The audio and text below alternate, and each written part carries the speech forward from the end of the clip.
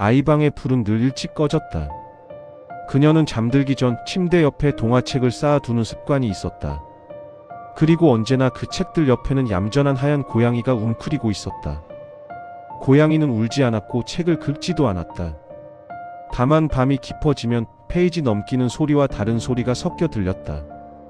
이 집에는 오래된 규칙이 있었다. 동화책은 반드시 잠들기 전에 덮어둘 것. 책갈피를 꽂은 채로 두지 말 것.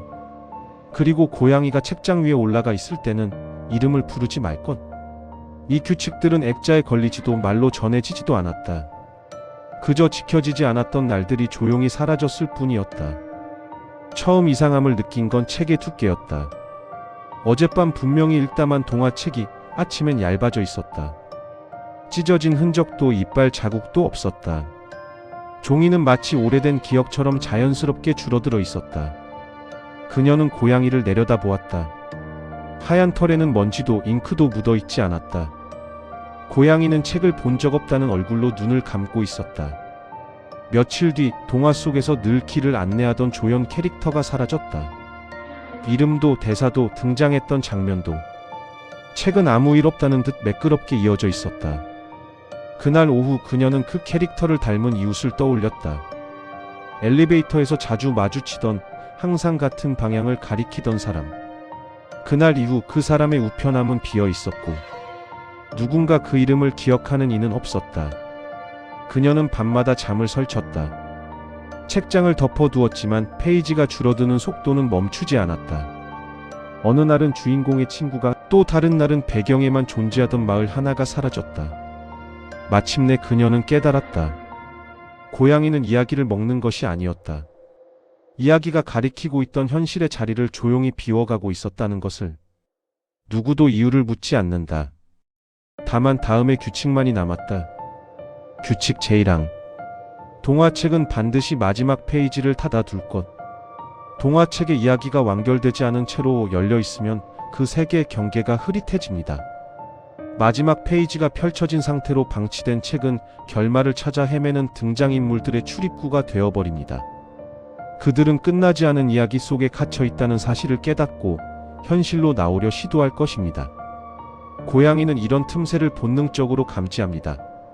책을 다 읽었다면 반드시 덮어두십시오. 이야기의 문을 닫는 것은 독자의 의무입니다. 규칙 제2항. 읽다 만 책을 바닥에 두지 말 것. 바닥은 모든 것이 내려앉는 곳입니다. 중력에 이끌려 떨어진 책은 그 무게만큼 이야기도 가라앉습니다. 펼쳐진 채로 바닥에 놓인 책의 페이지는 서서히 현실의 그림자를 흡수하기 시작합니다. 고양이의 발자국, 먼지, 어둠이 글자 사이로 스며들어 원래의 이야기를 변질시킵니다. 책을 읽다 멈춰야 한다면 반드시 책갈피를 끼우고 책상이나 선반 위에 올려두십시오. 이야기는 높은 곳에서 포관되어야 합니다. 규칙 제3항. 고양이가 책을 바라볼 때 시선을 맞추지 말 것. 고양이의 눈은 현실과 이야기 사이의 경계를 볼 수 있습니다. 그들이 책을 응시할 때 단순히 종이를 보는 것이 아니라 그 안에서 움직이는 무언가를 추적하고 있는 것입니다. 이때 당신이 고양이와 눈을 맞추면 당신은 그들이 보는 것을 함께 보게 되는 통로가 됩니다. 순간적으로 이야기 속 등장인물과 눈이 마주칠 수 있으며 그 시선은 당신을 기억할 것입니다. 고양이가 책을 주시한다면 조용히 자리를 뜨십시오. 규칙 제4항. 사라진 등장인물을 찾으려 하지 말 것. 어떤 이야기에서는 등장인물이 갑자기 사라집니다. 한 문장에 있던 인물이 다음 페이지에서 흔적도 없이 증발하는 경우가 있습니다. 이것은 인쇄 오류가 아닙니다. 그들은 스스로 이야기에서 빠져나간 것입니다. 사라진 등장인물을 찾기 위해 책장을 뒤적이거나 다른 책들을 살피기 시작하면 당신은 그들이 남긴 흔적을 따라가게 됩니다. 그 길은 당신이 돌아올 수 없는 곳으로 이어질 수 있습니다. 사라진 자는 사라진 이유가 있습니다. 규칙 제5항. 페이지 수를 세지 말 것. 동화책의 페이지 수는 고정되어 있지 않습니다. 읽는 사람에 따라, 읽는 시간에 따라 늘어나거나 줄어듭니다. 페이지를 세기 시작하면 당신은 이야기의 흐름이 아닌 물리적 형태에 집착하게 됩니다. 이것은 책이 가장 싫어하는 행동입니다. 페이지를 센 독자는 이야기가 아닌 숫자를 기억하게 되고 그 순간부터 책은 당신에게 진짜 이야기를 보여주지 않습니다. 고양이는 페이지를 세는 자를 감시합니다. 그저 읽으십시오. 규칙 제6항. 고양이 앞에서 이야기의 결말을 말하지 말 것. 고양이는 이야기의 수호자입니다. 결말을 미리 알게 되면 이야기의 긴장이 무너지고 그 붕괴된 서사는 공기 중에 퍼져나갑니다. 고양이가 이것을 들으면 그들은 그 이야기가 담긴 모든 책에서 결말 부분을 지워버립니다. 단순히 페이지가 찢어지는 것이 아니라 결말 자체가 존재하지 않았던 것처럼 변합니다. 당신뿐만 아니라 그 책을 읽는 모든 사람이 끝을 알 수 없는 이야기를 붙잡고 헤매게 됩니다. 고양이 앞에서는 침묵을 지키십시오. 규칙 제7항. 현실에 누군가가 동화와 닮았다고 말하지 말 것. 이야기와 현실은 거울처럼 서로를 비춥니다. 누군가가 동화 속 인물과 닮았다고 말하는 순간 그 유사성은 단순한 우연을 넘어 연결고리가 됩니다. 동화 속 인물이 겪는 운명이 현실의 그 사람에게 스며들기 시작합니다. 특히 비극적인 결말을 가진 이야기라면 그 말은 저주가 됩니다. 고양이는 이런 연결을 강화시키는 매개체 역할을 합니다.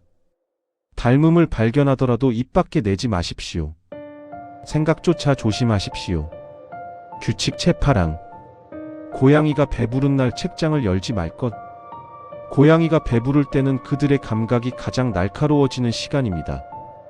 만족한 고양이는 더 이상 사냥할 필요가 없기에 다른 세계의 움직임에 온전히 집중할 수 있습니다. 이때 책장을 열면 고양이는 책 속에서 나오려는 존재들을 하나하나 식별하고 재미로 그들을 현실로 불러들일 수 있습니다. 배고픈 고양이는 쥐를 쫓지만 배부른 고양이는 이야기를 가지고 놉니다. 고양이가 느긋하게 누워있을 때는 책장에 손 떼지 마십시오. 규칙 제9항. 사라진 페이지를 다시 쓰지 말 것. 어느 날 책의 페이지가 통째로 사라져 있는 것을 발견할 수 있습니다. 찢어진 흔적도 없이 처음부터 없었던 것처럼 빠져 있습니다. 그 공백을 채우고 싶은 충동이 들겠지만 절대 직접 쓰지 마십시오. 사라진 페이지는 이야기 스스로 숨긴 것입니다. 그곳에는 쓰여서는 안 될 내용이 담겨 있었거나 아직 쓰일 때가 오지 않은 것입니다. 당신이 임의로 채운 내용은 이야기 전체를 왜곡시키고 고양이가 그 불균형을 바로잡기 위해 움직입니다. 규칙 제10항. 고양이가 다음 책을 고르도록 두지 말 것. 고양이는 본능적으로 가장 위험한 이야기를 선택합니다. 그들은 경계가 약하고 등장인물들이 가장 활발하게 움직이는 책에 이끌립니다. 고양이가 특정 책 앞에서 멈춰 서거나 발로 건드린다면 그것은 그 책이 깨어나 있다는 신호입니다. 고양이가 고른 책을 읽으면 당신은 이야기에 초대된 것이 아니라 소환된 것입니다. 독자가 아닌 등장인물이 되어버릴 위험이 있습니다. 책은 반드시 당신 스스로 선택하십시오.